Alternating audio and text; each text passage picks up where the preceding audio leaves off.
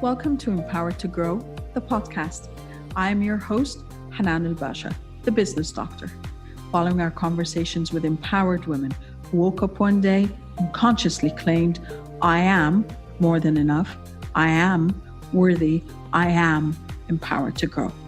And along their empowering journey towards realizing their own potential and their quest for growth, they became a beacon of hope and guidance for others. May you also find your inner power to grow. Hello again, everyone. Welcome to our Unchartered discussion episode of Empowered to Grow. This is your host, Hanan Basha. I still have the lovely Christine Ofner with me today. Hi, Christine. Hello. Thanks for having me. So we were talking in our previous episode about your story and more or less your belief system. And something that came up that really resonates with what I talk about a lot was about going against societal norms and societal expectations. And I've shared this story possibly a few times by now, but I completed my doctorate degree just before turning 40. And thus went through this, I would say, life-altering moment of what did I just do? Now what? Because everything on the list was check. I finished university. I did my MBA. I was working for 20 years or something. Completed the doctorate degree. Got married. Had the son. Those kind of things. And then it was like, what do I want? And how do I measure my success? And what are I call them subjective success parameters. And it was nothing that had anything to do with what society has told me. It wasn't about the marriage. It wasn't, I'm blessed and I'm grateful for everything I'd accomplished to date, but that was not what there's this expression, tickled my heart, Mm-hmm.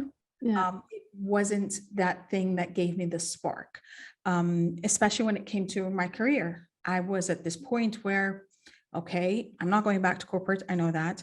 I was already in private business. I had been, but I didn't know what to do with it. Now, I had been studying for this degree for approximately 6 years of my life with a lot of money invested, a lot of time invested, a lot of energy, my health included. And I didn't know what to do with it. And thus, that's where it started saying, okay, now I start on a self-discovery journey. And that is more focused on fulfillment and gratification and finding the passion within me, tapping into my core competences. For some people, these are just too big questions. They're just too big and they're too unknown that I don't want to go down there. I'm happy where I am. I've got this route. I've got this. For you, you discovered that, or you started asking yourself these questions much earlier, which is amazing. So what are your thoughts on this? Yeah. So first of all, I'm so happy that you realized this because as you say, some people don't relate. Yeah. Some people don't even ask themselves those questions because they're so scary. And because it's not, we're not socially conditioned to actually ask ourselves what we want.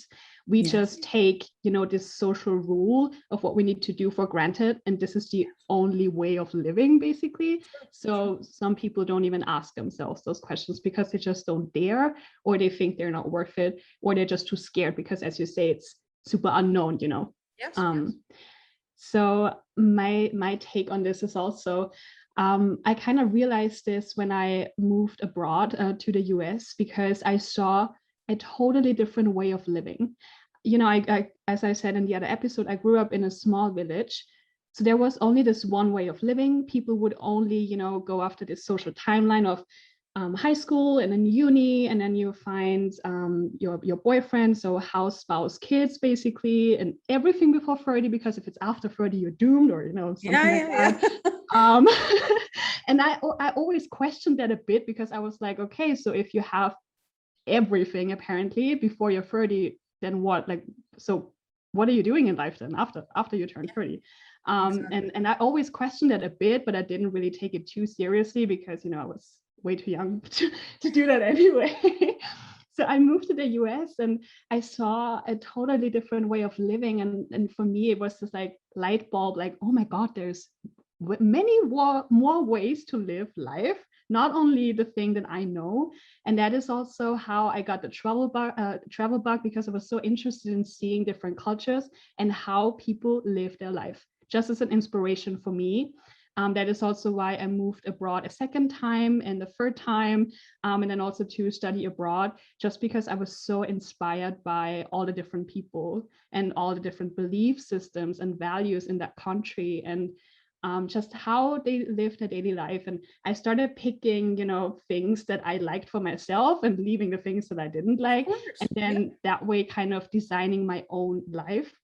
It was super hard for me because every time I came back, I was confronted with this whole lifestyle of only doing this one thing, going for the relationship, for the degree, for the house, the marriage. Especially now, I'm only 23, but most of my friends are a bit older, so they're all starting to getting engaged and doing all of the things, and I'm over here being like, I want to go to Bali and I want to and I actually don't want to settle down anywhere, and I want to stay single because I want to do my own thing. And everyone over here is like, so when are you gonna get married? when do you want to have kids and all of that? But that's the thing, is that you're in this phase of you got the self-exploration phase a bit earlier. So you're in the phase of understanding who you are, what your aspirations are, what you like and dislike in life. So technically, if you when the time comes, or if the time comes that you meet someone who could be potentially your life partner, you figured yourself out. And or mostly, I mean, you're always going to be finding out new things about yourself. For however long we live, we're always discovering something new.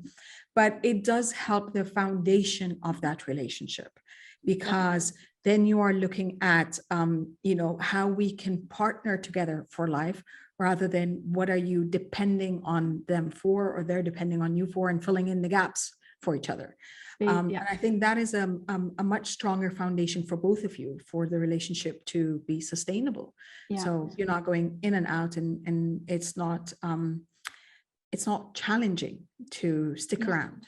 Yeah, exactly. And I think, in my opinion, and this is truly just my opinion, so please don't take any offense or so, for anyone out there.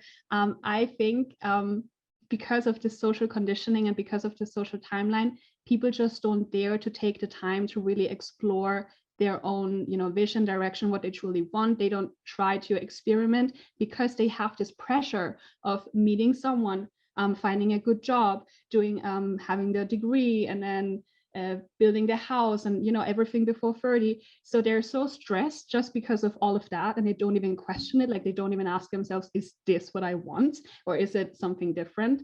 And then this is why I think we have so many divorces and so many people after 30 or 40 being in a midlife crisis, because then at that point, once they have quote unquote everything, then they start asking themselves, okay, what's it even the right thing? Is that even what I want? Like, similar to what happened to you.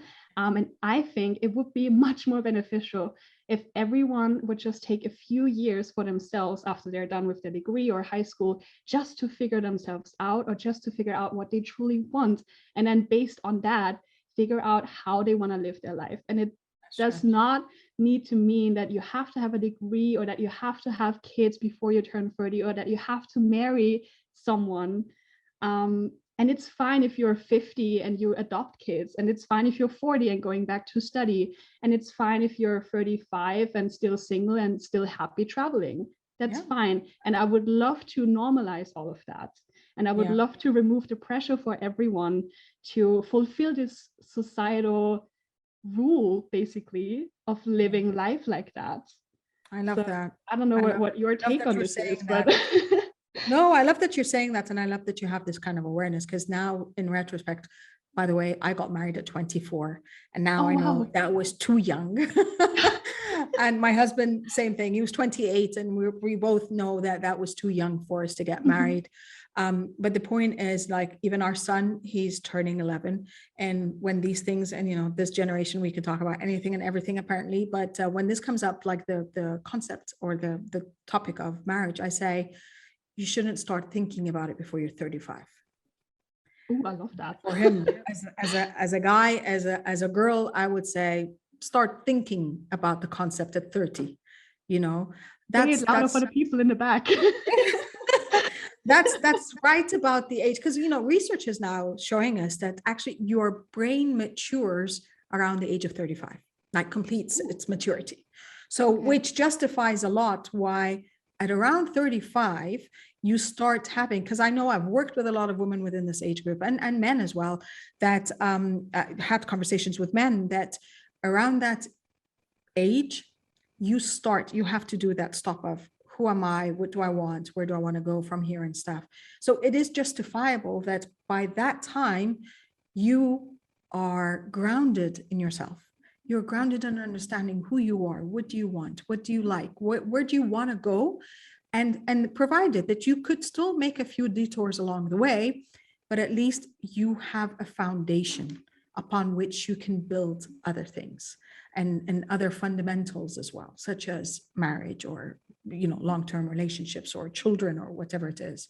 So as you said, it's a conversation we need to have more. It's a conversation we need to normalize, and it is one where we need to stop and really assess what are societal expectations dictating to us versus what's stemming, what's my intuition, what's my gut telling me I should be doing at this point in time.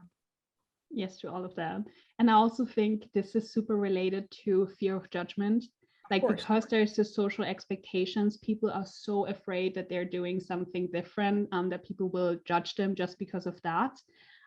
It's just how we work as humans, how our brain works, which is so stupid, because if you think about it, how much time do other people actually have in their day to think about you?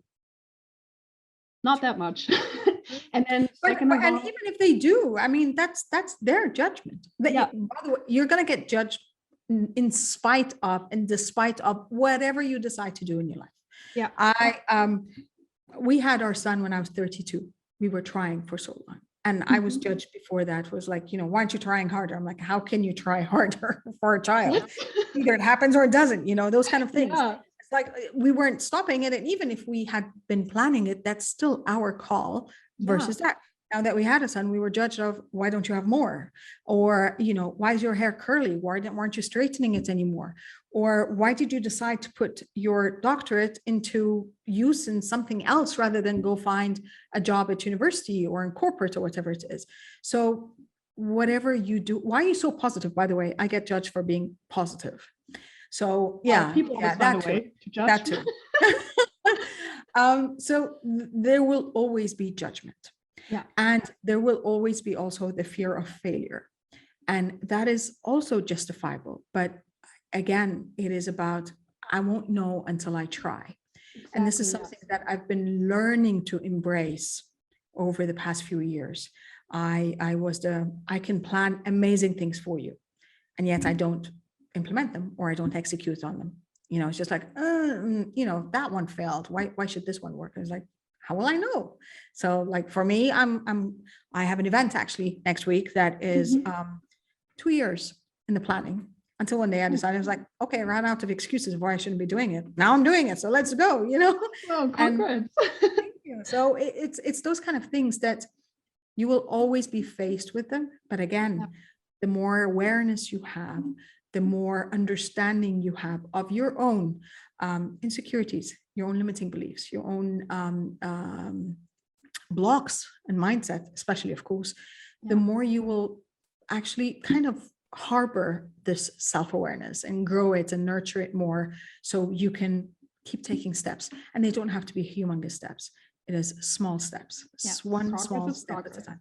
Exactly. Yeah. Try it out. See if you like it. See if you don't. See if it works. See if it doesn't. Amend, adapt, and then try again. And that's okay as well. Yeah.